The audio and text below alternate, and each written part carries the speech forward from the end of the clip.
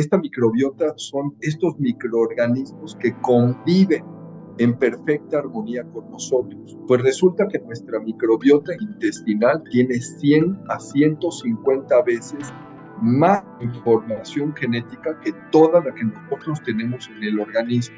Si no sabes realmente qué es lo que está sucediendo, tu punto de partida en una evaluación, en un tratamiento, tiene que ser el intestino. Lo que tenemos que hacer es ayudarle al cuerpo, creando las condiciones correctas, recuperando el equilibrio.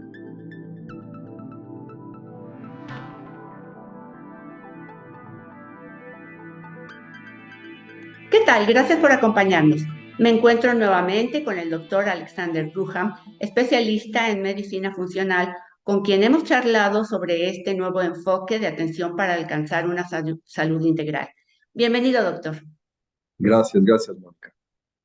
En esta segunda parte de la charla me gustaría abordar el tema de la microbiota y que nos explique por qué es y por qué es tan importante para la salud y la prevención de las enfermedades. Mira, la microbiota hoy ya nos referimos a esta microbiota como un órgano en sí mismo. Hasta hace no muchos años, literalmente hablábamos en aquel entonces de la flora intestinal.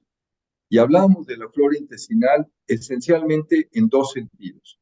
Como productora de algunos elementos, por ejemplo, vitamina K, que es una cosa que no tenemos realmente en los alimentos, sino se fabrica en nuestro intestino. Y por el otro lado, pensábamos en la flora simple y sencillamente para digerir, ¿de acuerdo? Pero conforme ha venido pasando el tiempo, nuestro entendimiento de lo que es esta microbiota intestinal ha crecido de manera muy importante. Así como hubo un proyecto para amar el genoma humano, hay un proyecto para entender la microbiota, que esto empezó en 2013, y esto ha expandido nuestra comprensión de qué es lo que está pasando. Como órgano, primero que nada entendamos, esta microbiota son estos microorganismos que conviven en perfecta armonía con nosotros. Cuando yo hablo de microorganismos, me estoy refiriendo a bacterias, hongos, parásitos, virus y otros elementos que se llaman arcae. Ahora, estos están perfectamente equilibrados, perfectamente balanceados entre sí, de manera tal que no puede crecer más uno que el otro. En condiciones se pierde este balance y es ahí cuando podemos tener una gran cantidad de enfermedades. Esta microbiota habita todo nuestro sistema digestivo. Tenemos microorganismos desde la boca hasta el ano. Y obviamente las características de cada una de estas regiones es diferente. De ahí que no podamos tener los mismos microorganismos en cada una de las secciones del sistema digestivo. Ahora, lo importante es, ¿qué hace esta microbiota? La microbiota, primero que una enorme cantidad de información genética. Si nosotros pensamos en todos nuestros genes, toda la información que tenemos, pues resulta que nuestra microbiota intestinal tiene 100 a 150 veces más información genética que toda la que nosotros tenemos en el organismo. Y si lo vemos en número de células, ¿cuántos organismos conforman esa microbiota? Resulta que hay más microorganismos en la microbiota que seres humanos. Esto ha llevado incluso a algunos comentarios que parecen ser un poco más filosóficos que médicos, que cuestionan y dicen, ¿somos seres humanos conviviendo con microorganismos o somos microorganismos de experiencia humana? Fíjate en lo que acabo de decir. Entonces, ¿qué es lo que hoy sabemos de esta microbiota? Participa en una enorme cantidad de funciones. Tiene que ver con sistema inmune, tiene que ver con el metabolismo de una serie de sustancias, por ejemplo, hormonas sexuales, muchos desequilibrios de hormonas sexuales, por ejemplo, si estoy hablando de fibromas, miomas uterinos, endometriosis, alteraciones menstruales, tiene que ver con cómo funciona esa microbiota intestinal. También participa de manera muy importante en la producción de una serie de sustancias como neurotransmisores que comunican una célula nerviosa con otra, se producen en el intestino. De ahí que hoy hablamos de un eje intestino, microbiota, cerebro. Eje funciona en los dos sentidos, de manera tal que una alteración en el intestino y en la microbiota repercute afectando sistema nervioso y al revés, una alteración del sistema nervioso afecta microbiota e intestino. Entonces, podríamos seguir platicando mucho de esto, pero realmente estamos apenas empezando a ver, digamos, te lo puedo poner así como la punta del iceberg. Cada día empezamos a entender más todas estas funciones de estos microorganismos. Por esta razón es que uno de los, vamos a decir, axiomas más importantes de la medicina funcional dice que empieces por el intestino. Si no sabes realmente qué es lo que está sucediendo, tu punto de partida en una evaluación, en un tratamiento, tiene que ser el intestino. Ahora bien, doctor, sabemos que el sistema digestivo es el segundo cerebro del organismo. Esto se entiende fácilmente después de escuchar lo que nos ha explicado. ¿Puede ahondar un poco en esta afirmación y decirnos qué es lo que causa este desequilibrio, digamos, entre las bacterias o microorganismos que llamamos buenos y malos y que forman nuestra microbiota? Muchos factores, empezando por la calidad de la alimentación, por supuesto, pero también tiene que ver con fuente de medicamentos, por ejemplo, antibióticos, antiinflamatorios. El estrés, ¿no?, es otra situación que tiene un impacto sobre esa microbiota intestinal y muy importante, tóxicos. Entonces, hay una lista muy larga de cosas que tienen una influencia directa en esa microbiota. Generalmente pensamos que esto es una situación que se va a modificar en un muy largo periodo y eso es un error. Una sola comida, por ejemplo, y sin empacho te lo digo, si yo me voy a McDonald's y tengo una de comida rápida de este lugar, es suficiente para modificar mi microbiota intestinal. Claro, eso no quiere decir que va a ser una modificación definitiva, pero nada más para que entendamos que el tratamiento, digamos, la forma terapéutica más poderosa que tenemos a nuestro alcance es el tenedor.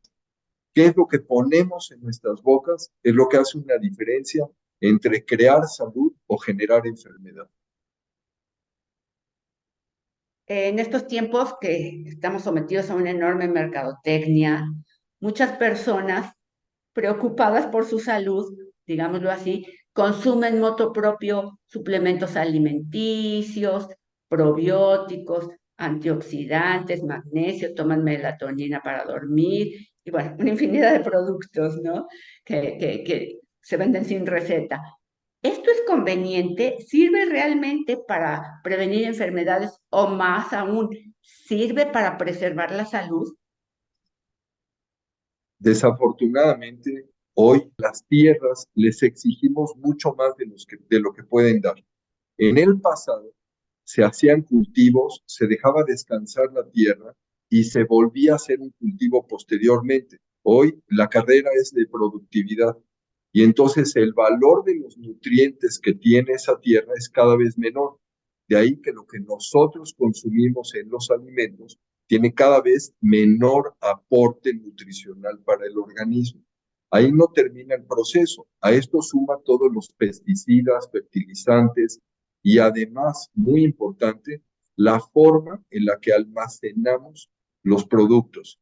Me decía una paciente mía que se dedica al tema de agricultura, me preguntaba y me decía, doctor, ¿tiene usted idea cuánto tiempo tarda en llegar una manzana que cosechamos a su mesa? Y me sorprendí terriblemente cuando me dijo 14 meses. La manzana se cosecha en el estado de Oregon, en Estados Unidos, la congelan, bajan temperaturas, bajan humedad, la mantienen en una temporada muy larga y hasta que llega al supermercado y nosotros la comemos, 14 meses.